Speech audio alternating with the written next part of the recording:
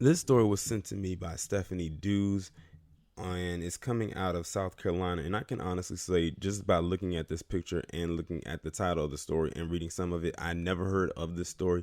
But this is right here. This is going to be the exception, not the rule. But this is how justice should be carried out. So in this picture, you see someone by the name of Jesse Osborne, and he was just recently sentenced to life in prison for killing his dad and a first grader. Now, we want to know what's so interesting. This guy could have easily, when I saw first grader, he could have easily shot up an entire school. I don't know if he did or if he didn't. He probably did. And just one kid happened to get killed. But notice that they have given him life in prison, which is very rare for someone like himself, because anyone else lately, they would love to give them a slap on the wrist or saying they need some kind of mental evaluation, and they just go from there. And when they do get sentenced, they don't get life. They probably, if they do get life, they might end up in some kind of a mental institution. So I'm gonna go ahead and read this article coming out of Columbia, South Carolina. A school shooter who was 14 when he killed a first grader on a school playground in South Carolina was sentenced Thursday to life in prison without parole, which means he's going to be there forever. Now, mind you, it says he was 14. Now, you just had a school shooting out in California at Saugus High School where the gunman, Nathaniel Burhow, was 16, 15. It was conflicting reports. One said 16, one said 15. He shot himself in the head. Update on that, he died. And I knew he would because he was brain dead. And I knew they was going to pull a plug on him.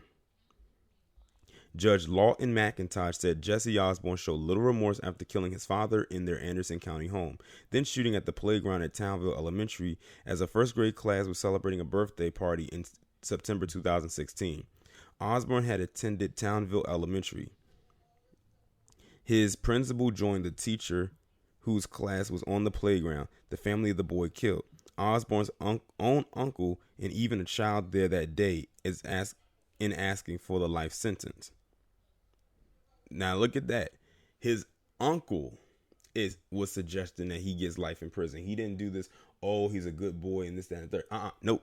He said, give him life. He knows what he did was wrong. And it was messed up. And I think also because he killed his dad, I wonder if his dad was his brother. That could have been at play there too. He killed my second best friend and showed up on my number one BFF's birthday. I feel very, very, very mad, the unnamed child wrote in a letter to the judge. Osborne was sentenced just hours after the latest United States school shooting, which we just talked about right now.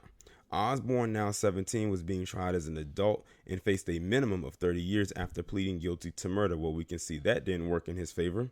Prosecutors asked for a life sentence. This week's special hearing is required under a U.S. Supreme Court ruling that life sentences for juveniles can't be mandatory and arbitrary.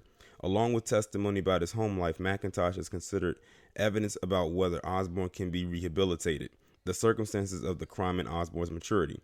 Prosecutors said Osborne was obsessed with school shootings. What have I told y'all? These individuals are obsessed with death. I'm telling you, Columbine has literally unleashed a whole horde of new generations of mass shooters. That one incident that happened over 20 years ago. He has no regrets about the killings and continuously lies for his own benefit, like looking up symptoms of disorders like autism online and then trying to trick psychiatrists analyzing him. Psychiatrists called by the defense have said teens' brains are still developing and it's unfair to send him away for life when the person he could become is not fully apparent. So now they're trying to pull this card on him, but it didn't work, clearly. Their case attempted to show a teen who suffered abuse from his father, was bullied at school, and isolated himself in what he called a dungeon, his basement bedroom, where he spent all of his time after being expelled from middle school for bringing a hatchet on campus. Listen to this. This individual was that young and was doing all of that. He brought a hatchet to school when he was in middle school, which means, and a hatchet can only be used to chop things down. But in his case, he was going to go there to chop things up. After killing his father, Osborne crashed his dad's truck into the school fence and fired at students on the Townville Elementary School playground. So I guess you could say it was a mass shooting but only one person died. It says 6-year-old Jacob Hall was shot in the leg and bled to death. Kind of reminds me of Sean Taylor. A teacher and 2 other students suffered minor injuries. Prosecutors said Jesse Osborne planned and wanted to kill dozens and has said he was disappointed that the act of killing didn't feel the same way the teen thought it would. Yeah, they gave the right sentence. Just listening to what he's talking about right here, they gave him the right sentence. Now, this is what needs to happen on a more regular basis. Stop giving these slaps on the wrist. Let this be the catalyst. Let this be the example. Plaster this everywhere so people know who he is, what he did, and the consequences of his actions. They say he had an obsession with mass shootings, and I think many of them do. They get like I said, they have the thrill for the kill. I say that all the time when it comes to stuff like this, and I'm never proven wrong because listen to what he said. He had an obsession with mass shootings. He had a thrill for killing, and he said he felt upset because it didn't go the way he thought it would. He thought it was going to be a bloodbath. He was probably mad that he shot the boy in the leg and not in the head, even though the boy still died because he said he bled to death, so he probably hit an artery. That's why I said that it reminded me of Sean Taylor, because that's what happened with him when someone broke into his home down in Florida back in 2007 and shot him in the leg. It hit an artery and he bled to death. But like I said, this was the right sentencing here. Shout out to that judge. Shout out to the prosecutor. And, F everybody else who thought that he should be rehabilitated. Nope. You can't rehabilitate something like that. They've already set in their ways who they are. They're not changing.